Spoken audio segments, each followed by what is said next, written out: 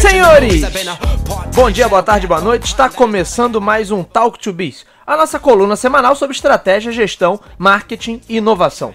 O meu nome é Bruno Garcia, sou professor e profissional na área de marketing e business, e aqui você já sabe, toda semana a gente traz um tema novo a respeito do mundo dos negócios, mas também fazemos comentários sobre notícias e acontecimentos que podem ter um impacto na sua empresa, no seu planejamento estratégico ou na sua carreira. Lembrando sempre que esse podcast está lá disponível em talktobiz.com ou talktobiz.com.br. Lá você encontra o feed desse podcast, além de poder dar uma conferida nas atualizações no nosso blog. Então sempre vale a pena dar uma olhada nos conteúdos que a gente produz por lá.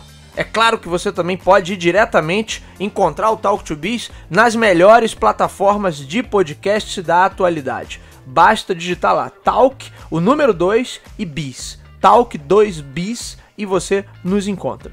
Não podemos deixar de falar também do curso Brand mais Consumo, mais uma vez aqui presente no nosso podcast, um curso que trata do processo de construção de marca e das estratégias que dão sustentação a essa construção. A gente sabe por aí que muito se fala sobre branding, mas na maior parte das vezes a abordagem é sempre voltada ou com foco muito para a área criativa, para a área do design, para a área da comunicação e da publicidade. E no curso Brand mais Consumo, o objetivo é, e além disso, é falar da comunicação também, mas é detalhar o processo estratégico de branding dentro de cada área da empresa e em cada ponto de contato com o nosso consumidor. Então eu deixo aqui esse convite, se você quer entender verdadeiramente do processo de construção de marca, venha conhecer o curso Brand mais Consumo. Hoje ele acontece na Escola de Pós-Graduação da Faixa, ali em Botafogo, no Rio de Janeiro. Então acessa lá faixa.edu.br ou brandmasconsumo.com.br para obter mais informações e garantir a sua vaga. E ainda tem uma vantagem, é claro, os ouvintes do Talk to Biz têm direito a um desconto de 10% no valor da mensalidade, basta informar no ato da matrícula o voucher Brand Talk. Então é isso, eu espero vocês por lá. E hoje nós vamos falar sobre a inovação, mas mais especificamente sobre um tipo menos apreciado de inovação, talvez menos privilegiado de inovação, que é a chamada inovação incremental. No geral da literatura sobre negócios e inovação, nós temos aí duas categorias que foram consagradas pelo professor Clayton Christensen no clássico livro O Dilema da Inovação. A gente tem a inovação incremental e a chamada inovação de ruptura. Em linhas gerais e muito resumidamente, a gente pode classificar como inovação incremental pequenas melhorias que são feitas em todos os níveis de uma oferta e que resultam em produtos e serviços mais bem acabados. Não são necessariamente grandes mudanças, né? Não são alterações grandiosas, mas em geral a gente está falando de aspectos e características que são reajustados para entregar maior qualidade, conforto, performance, experiência para o usuário, seja lá o que for. O outro tipo, a chamada inovação de ruptura, se refere, pelo menos na sua concepção clássica, a novas tecnologias. E aí falando de tecnologia no sentido mais amplo, ou seja, qualquer melhoria de processo pode ser encarado como uma melhoria de tecnologia. E essas novas tecnologias seriam capazes de gerar produtos com características bem específicas que inicialmente atingiriam mercados menores ou ainda em fase de formação, mas que depois teriam força para atingir os mercados principais e com isso mudar toda a configuração desse mercado. E quando a gente fala sobre configuração, a ideia é que essas transformações são em grande escala de fato, da mudança de estrutura básica de um setor, suas cadeias de valor, precificação, até chegando à extinção das grandes empresas que antes eram líderes e dominavam esse mesmo setor. Logo, quando se fala em inovação de ruptura, quase sempre estamos falando de mudanças em algumas características básicas de uma oferta que podem de fato virar um setor inteiro da economia de cabeça para baixo. Com o tempo, o conceito de inovação de ruptura passou a estar sempre associado a mudanças radicais em produtos, serviços, na estratégia empresarial ou no modelo de negócios. Embora isso fuja do conceito original trabalhado pelo próprio Clayton Christensen, que eu acabei de apresentar para vocês, inovação de ruptura passou a estar sempre associada à ideia de mudanças de grande envergadura, já que o resultado disso seriam alterações profundas no mercado. E isso conceitualmente está errado, porque na visão do Christensen, mesmo pequenos ajustes e melhorias de tecnologia poderiam gerar situações de ruptura. Mas, no senso comum sobre o tema, Mas o senso comum sobre o tema vem levando muita gente a acreditar que para gerar empresas disruptivas e que sejam capazes de alterar as regras do jogo, e aí de novo, entendam por alterar as regras do jogo, fazer com que as empresas líderes desapareçam e cedam seu lugar aos novatos, o único caminho é a inovação baseada em mudanças radicais. O que não é a mesma coisa que o conceito de inovação de ruptura trabalhado pelo professor Christensen no seu livro original. Mas aí acho que já ficou claro que os conceitos trabalhados pelo senso comum estão meio que equivocados, né? A ideia sobre inovação de ruptura é uma, já o conceito da chamada inovação radical é outra, mas não é exatamente sobre isso que a gente vai falar hoje. Claro que a gente pode voltar a esse ponto em um outro episódio, mas o ponto de hoje é o seguinte: por conta de toda essa romantização e euforia que foram criadas ao redor do termo inovação, muitas empresas e executivos passam a concentrar seus esforços apenas nas alterações radicais, porque também criou-se uma corrida em nome do ego corporativo para decidir qual empresa é mais inovadora, mais disruptiva e tem mais cara de startup. E é justamente essa corrida que leva a uma série de erros e equívocos gerenciais. Um outro ponto, bem plausível até, está ligado diretamente à capacidade de retorno financeiro. Negócios que ascendem como disruptivos e criam rupturas no mercado rapidamente atraem a atenção de investidores de todo tipo, dos capitalistas de risco a investidores comuns, que ficam acompanhando a movimentação de um determinado setor, ávidos ali por empresas que de alguma forma mudem as regras do jogo, criem novos mercados e com isso tenham um crescimento exponencial em um curtíssimo período de tempo. Não por acaso, existe toda uma literatura de negócios focada unicamente nesse tipo de efeito. Todo mundo querendo seu próximo unicórnio ou a próxima startup a revolucionar seu ramo de atuação. É verdade, e portanto totalmente justificável, que só negócios disruptivos podem gerar taxas de crescimento e de retorno tão altas e em tão pouco tempo. Qualquer outro tipo de empresa, estando ela em um setor já amadurecido, e sendo óbvio, né, um negócio lícito, vai enfrentar as dores normais de crescimento e pela ação do próprio mercado vai ter índices mais modestos. Então faz sentido que se busque o tempo todo a tal da ruptura, embora você, amigo ouvinte, já saiba que a nomenclatura ideal seria a inovação radical.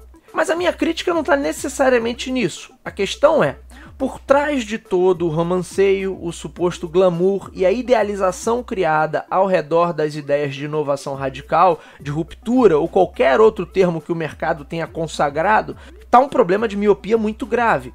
Porque, no geral, o que a gente vê é um mercado obcecado por novas ideias que precisam ser ideias geniais e com capacidade transformacional ao mesmo tempo, porque parece que só isso se justifica agora em termos de visão estratégica para uma empresa. Ou seja, criou-se uma situação em que ou eu gero mudanças que vão impactar o universo, ou aquilo que é proposto não servirá para muita coisa.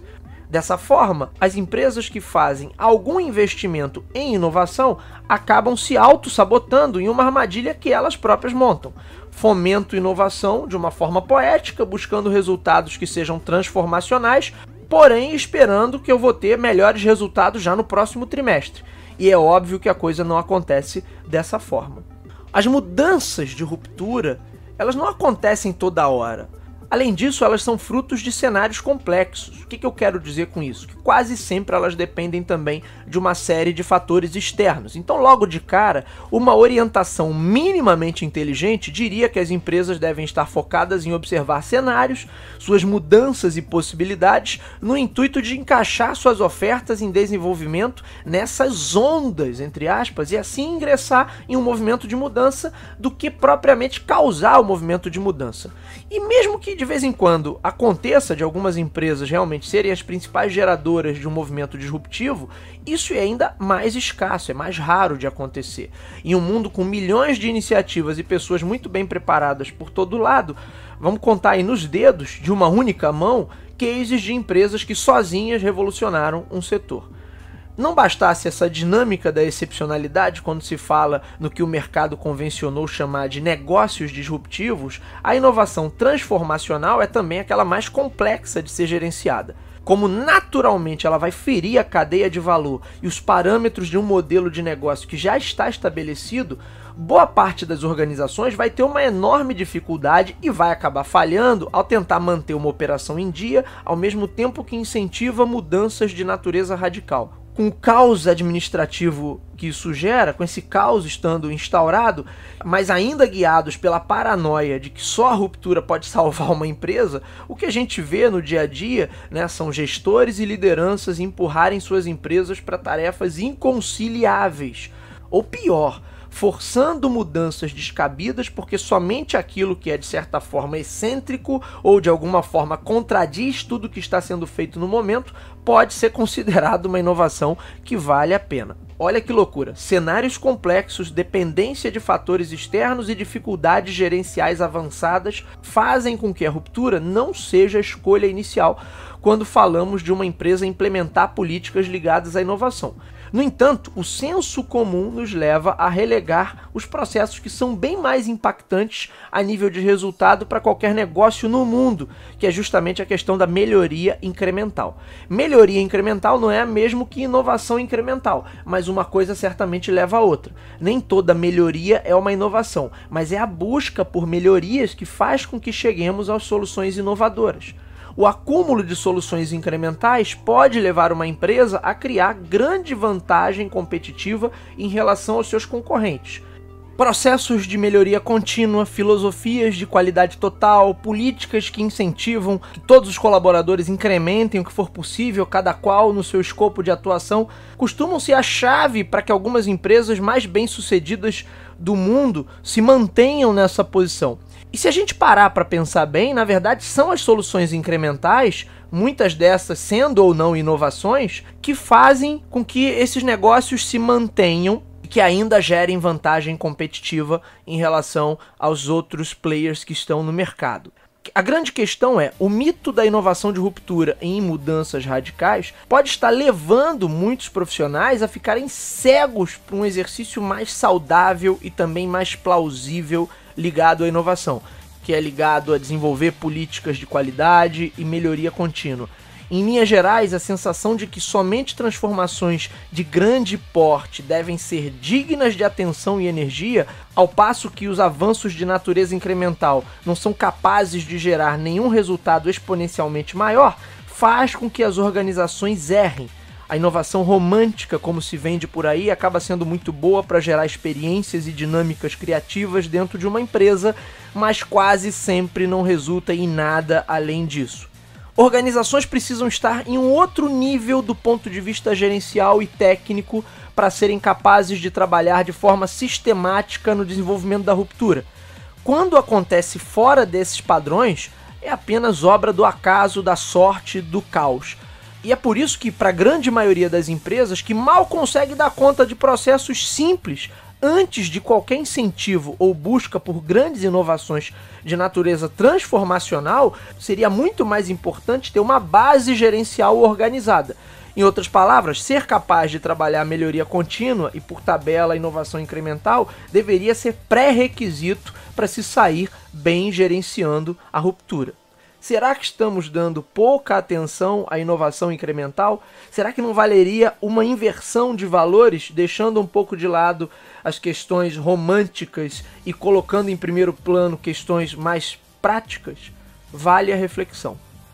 Muito bem, senhores, esse foi o Talk to Biz de hoje. O meu nome é Bruno Garcia, você já sabe, me encontra aí nas principais plataformas sociais. Bruno Garcia no LinkedIn, Bruno_Talk2Biz no Instagram. Sigam a gente aí nessas plataformas para acompanhar as atualizações. Mandem o feedback, mandem sugestões de tema. É sempre muito legal e muito positiva essa troca.